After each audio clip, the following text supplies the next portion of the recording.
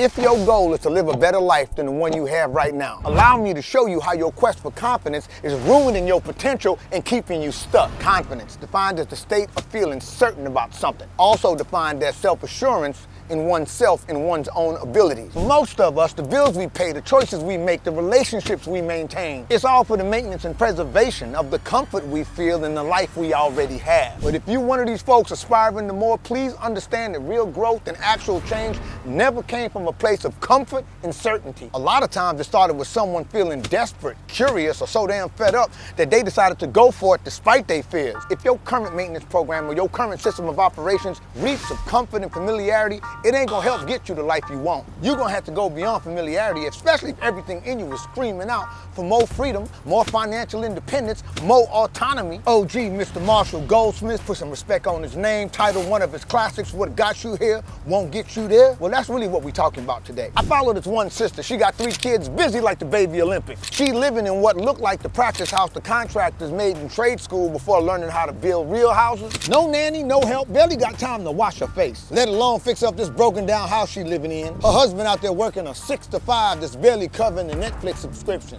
Everybody know as the friend they can call at 3 a.m. when they in a crisis or got some kind of drama. She the one always making time for everybody else but couldn't give 5 minutes to herself. But she got tired of living in the only dilapidated house on the block, especially being the only black family on her street. So instead of maintaining that same old tired routine, she decided she was gonna start her own do-it-yourself YouTube channel. Not tomorrow, not when the kids got older, not when she had more money.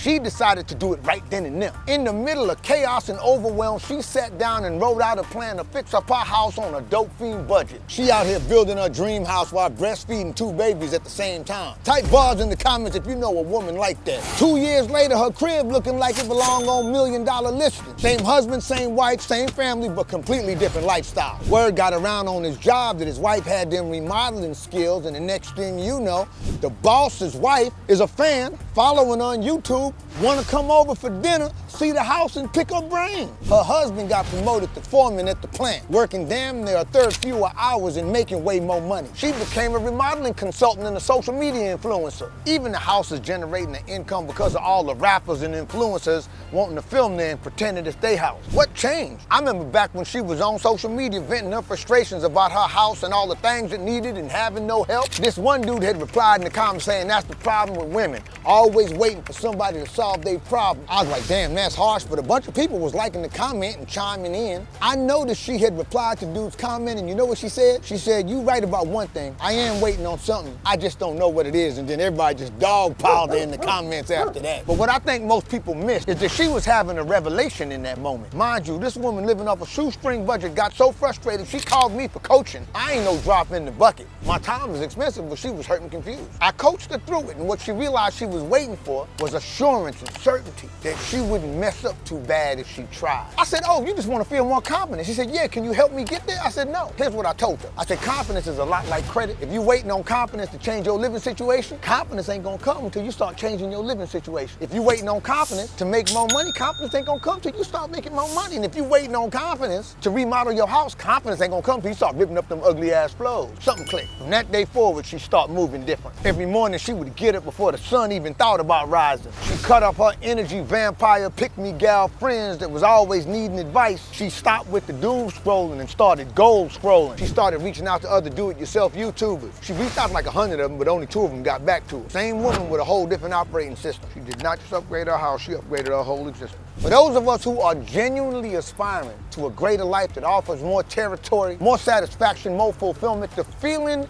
you want should not be confidence. The feeling you should actually want is uncertainty. This is the act of letting go, relinquishing control, not being able to predict the outcome. Heart beating faster than a black man in the appeals court. And despite all that, you still going in like 2 fingers on prom night. Doing what you gotta do to rise to the occasion. And what's the occasion? Well, it ain't the life we got right now. It's the life we dream of, the life we aspire to. Now would be a great time to say if you like something, hit the like button. And if you're motivated as hell, hit the notification bell bar. If you are feeling challenged or even unqualified, that ain't really a setback. That's actually a setup or an alley-oop to score if you're willing to take your shot. Instead of calling it imposter syndrome, let's just call it what it really is. It's life daring you to show your nuts. Buzz! Many years back, I read this book called Conversations with God by Neil Donald Walsh. I always confused that ninja for Michael McDonald. But anyway, the quote said that your life begins at the end of your comfort zone. And when I first read it, I interpreted it as my life would begin when I stopped being comfortable. The second time I read it, it hit me that most of us spend the majority of our years maintaining a safe existence. The kind of existence that allows us to share the same talking points, the same struggles, the same financial status, just to avoid being ridiculed. And though it is a struggle, it is a struggle that we confident we can maintain. This way we ain't gotta take risks or live outside of what we already know. There's no requirement for rapid and frequent change or constant learning and expansion. And we do this knowing that the life we aspiring to ain't gonna come from maintaining the norm, it's gonna come from recklessly abandoning the norm, you heard me? The real problem is most of us ain't playing to win, we playing to avoid failure. Buzz! Here's what really gets me. You ain't even gotta be one of these Negro celebrities. Everyday people just like you and me is witnessing the changes to our job market, our economy, our educational system, politics, technology. Yet we still out here trying to solve today's problems with yesterday's answers.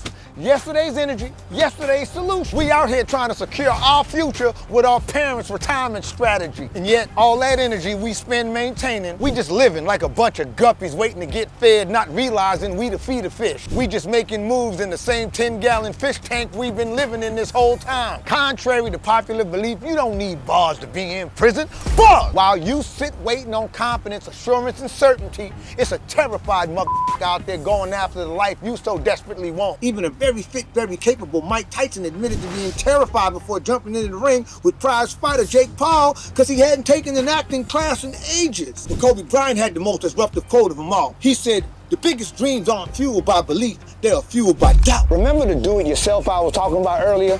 Well, we don't really talk no more because her husband accused me of trying to hit while they was going through a rough patch. That's neither here nor there. But the point is, she adjusted her routine to accommodate the life she wanted, not the life she already had. You hear me? Cliche as it sounds, if you want different, do different. Discovery requires facing the unknown. So here's how I want you to approach this from now on. Maybe write down once a day, once a week. What did you do that pulled you outside of your comfort zone? What did you do that felt adventurous? What did you do that was genuinely a challenge? Hell, what did you do that just felt different that day? Write down what's scaring you and what's making you uncomfortable. And also make note of your pacing. Folks be tricking themselves into thinking baby steps is a real thing. Acting like a bunch of YouTube research is supposed to get them to a point of knowledge that supersedes the fear of failure. This ain't Fortnite, fam. You can't simulate success. Buzz! John A. Shedd put it best when he said a hoe in the house is safe, but that's not what hoes were made for. Wait up. Hold up.